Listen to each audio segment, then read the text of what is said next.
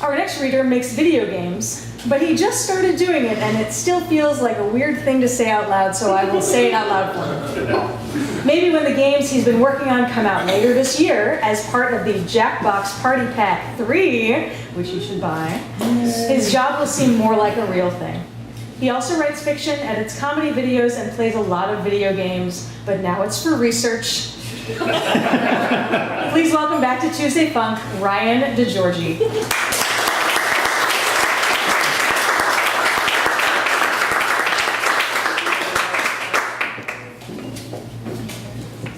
Thank you. See how I worked the plug into the bio? That's the secret. This is a short story called Solo Mission. My freshman year of college, all my friends got tattoos. We were drunk and doing the first time away from home bonding thing. And someone said we should commemorate the night by permanently altering our bodies. On a night like this, there's always one guy who sobers up just in time to back out after everyone else has already gone through with it. Some of you are ahead of me. That guy was me. So, for years afterward, I was ridiculed constantly for wimping out, which sucked because I think everyone secretly regretted the tattoos almost immediately. We'd wanted to get Michigan love forever, since by an amazing coincidence, we were all from Muskegon. But Keith has small shoulders, so we shortened it to MILF.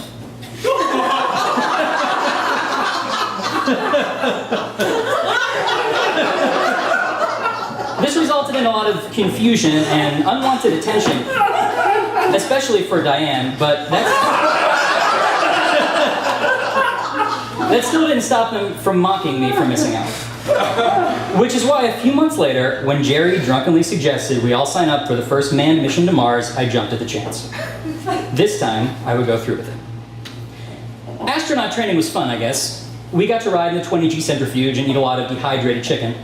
The NASA guys tried to tell us they eat regular food in space now, but Chet said future ice cream was a deal breaker. It was obvious Chet was the leader of the group, so NASA went along with it. For a while, it looked like Lisa would drop out after Mitch locked her in the isolation pod as a prank and forgot about her for 9 weeks. This would have been great for me because I was only so-so on the whole Mars thing, and if Lisa quit first or died, I could probably leave too. But after her fingernails grew back and they patched up the parts where she clawed off her skin, she seemed fine. I was still on the hook. Of course, it wasn't just us going to Mars. There was also Dr. Breyer. The idea was to send along a scientist to help with all the math. We were all shit at math, except Lisa, but lately she was having trouble concentrating for long stretches. He was also going to study us to make sure Mars didn't turn humans into bug people or something. It was all explained in the briefing, but Rick kept kicking my chair, so I missed the details. Finally, the big day arrived. I have to admit it, as I suited up and walked out onto the gantry, I desperately wanted to turn right back around and go home. I had a good excuse, too, since I had a chemistry test that day. Or at least I think it was that day. None of us had been to class in months, or checked our email, or seen our parents. Honestly, we all got kind of caught up in the excitement and lost track of time, like when you're supposed to call someone on Saturday, but you look up and it's already Sunday, and also you've done 14 weeks of intensive astronaut training. But as I looked into the helmets of my friends and they looked back with smiles of camaraderie, I knew I couldn't shake it out again. We were all in this together. Michigan love forever. It was a good 10 minutes after launch before I realized I was the only one in the spaceship. In my defense, I'd been throwing up a lot inside the helmet, which made it hard to see what was happening. But as the vomit pooled around my neck and the ship crested the upper atmosphere, I looked around and saw I was alone. The note in Chet's captain's chair explained it all. Turns out the gang just signed up for the mission as a way to pull the ultimate prank on me. Dr. Breyer had been hesitant to participate, but when they told him the tattoo story, he eagerly agreed. I guess it was pretty funny, even if I suspected they decided to ditch at the last minute and made up the prank as an excuse. Either way, as the Earth grew smaller and smaller on the view screen, and a fresh wave of vomit welled up my esophagus, I had to admit we were even. They told us it would take about 8 months to get to Mars, but time flies when you're having fun. To be clear, time flies when you're having fun was part of the thing they told us, not a thing I'm saying about the actual flight. The actual flight wasn't that fun, but it did have its upsides. A lot of the gang's stuff had been packed on the ship, so it was a great opportunity to see what everyone's underwear looked like. I had read a little of Lisa's diary, which I know was rude, but it was the only book I had. There were a couple parts from freshman year that kind of implied she had a crush on me, which was exciting. But once I made it to her isolation pod days, all the entries were about how each of us will forever be alone in our infinite universe of pain, and all life is futile, and soon the blackness will come to consume us all. It kind of bummed me out, so I put it back. Since the ship was built for 10 people, I had plenty of space all to myself. I could bounce off the cockpit control panel and float all the way to the sleeping quarters without touching the walls. I could practice slow dancing with the empty spacesuits without anyone judging me. And when all the plants in Dr. Breyer's lab started mutating and clawing their way out of the tanks, I could seal off that entire pod and still not feel cramped. I even got to mess around with the jetpacks a little, though I never went outside the ship. It seemed pretty dangerous. Plus, I had come in dead last in spacewalk training. Even Scooter did better, and he spent most of his time sneaking cosmonaut vodka he ordered from a Russian website. One day, in month 7, NASA called, which was surprising because by that time they didn't call much anymore. I had spent the first several weeks of the trip just sobbing into the radio, and I think they eventually blocked my number. But they were calling now to ask if I could check on the ship's death laser. I know what you're thinking. Why did I even answer after they treated me that way? I mean, they had clearly shown they were not there when I needed them, but the first time they needed something from me, I'm supposed to drop everything? That's not how a healthy relationship works, and frankly, it was the last thing I needed in my life.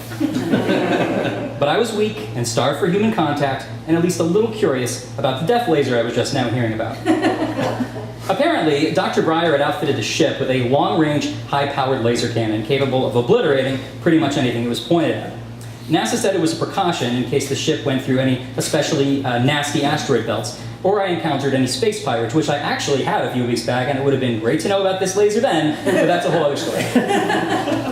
The point was, about an hour ago, the laser had begun warming up and pointed itself at Earth. I told NASA this was all news to me, which was mostly true, although in retrospect, there had been some parts in Lisa's diary after the isolation pod where she talked about a plan to finally bring about humanity's eternal slumber. I'm not entirely sure the two things were related, but I decided not to mention it to NASA. We had just gotten back on speaking terms, and I didn't want to spoil it by making them mad at me.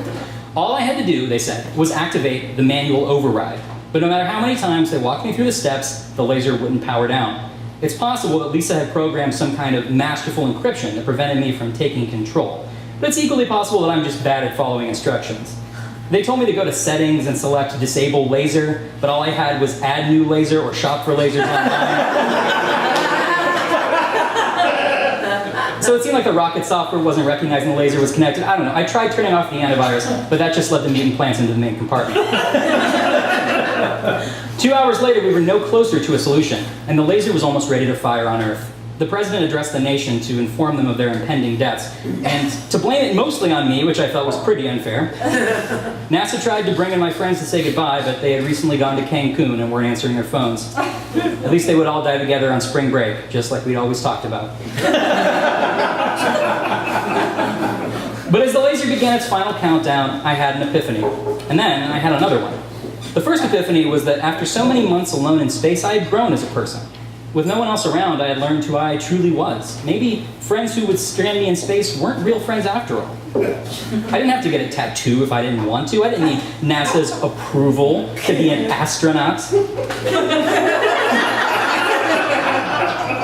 I had learned to love myself. Often several times a day while floating upside down. The second epiphany I had was if I couldn't stop the laser from the outside, maybe I could stop it from the inside. Maybe I could stop it from the outside. Later, as I clung desperately to the side of the ship, hurtling at impossible speeds through the void, I had my third epiphany. Fuck this. Fuck this. Fuck Earth. Fuck everything forever. Fuck. I felt like there was a lot to unpack in this epiphany, and maybe I should go back inside and journal about it. But just then, I noticed a giant laser attached to the ship's hull. As it pulsed with energy, I checked my wrist-mounted display. Only 20 seconds left until it fired. Or it was 8 p.m. in military time, I'm not sure. The point was I had to act fast. Giving my space tether a final tug, I kicked away from the ship and activated the jetpack. Carefully, I made my way to the laser and assessed the situation. Just as I had thought, it was a big, big laser. There did not seem to be an off button or really any external controls at all. There was a picture of a little cartoon guy standing in front of the laser with a big red X over it, but that was not helpful. The laser was glowing incredibly bright now. I wasn't sure how a laser that took this long to power up would have helped us in an emergency, but what do I know? It was clear I only had seconds to act. I kicked the laser as hard as I could. which did nothing except send me floating away from the ship. Panicking, I jammed on the jetpack's thrusters and slammed myself against the hull. Ever so slightly, the laser moved. Thinking back now, I probably could have grabbed the outside of the ship and turned the jetpack to maximum power, but in my haste to save my planet, I repeated what had worked before. Somewhere around the 10th time I slammed myself violently against the ship, I began to lose consciousness. The last thing I remember was a bright flash of light as the laser fired, and then darkness. When I made it back into the ship, NASA told me I'd been out of contact for more than an hour. I explained that it didn't matter. I had failed and the Earth had been destroyed. They said it hadn't. I said, please don't argue with me right now. It's been a very long day. Still, they insisted that my last desperate impact against the ship had knocked the laser just far enough off course to miss the planet. Looking at the view screen, I realized they were right. Now the president would have to apologize for what he said about me on television. NASA said actually the president died in an unrelated traffic accident while attending the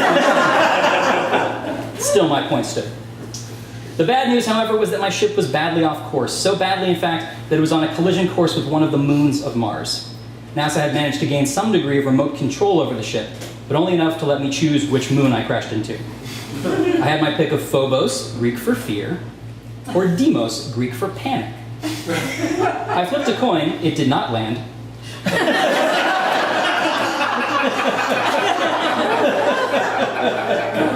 So I left it up to fate. If you've never crashed a rocket before, I do not recommend it. Lots of fire, jagged metal, wetting yourself, thumbs down. The mutant plants were something of a comfort, holding me close as the surface of Phobos grew rapidly larger in the view screen, though I quickly realized they were just trying to strangle and eat me. I was surprised to crawl away from the crash in relatively good shape. I was missing an arm, and my helmet was full of vomit again, but all in all, it could have been a lot worse. The ship, however, had seen better days. Even during assembly, it had never been in this many pieces. My food and water supplies had been obliterated along with the radio and my favorite pair of Diane's underwear. A lot of guys would fall apart in a situation like this, break down in tears and start blubbering for their mother, fold into the fetal position and start screaming that they didn't want to die. And I was exactly like those guys. But then, something caught my eye. It was Earth, or rather the ring of floating rock that had begun to orbit the Earth. Oh, guess I blew up the moon. That would probably have some pretty serious environmental consequences, but right now, at this moment, the swirling patterns it created were beautiful. And within those patterns sat the Earth, forever changed, but still there, turning toward another day. With my remaining hand, I drew the word MILF in the sand and waited for the sun to rise.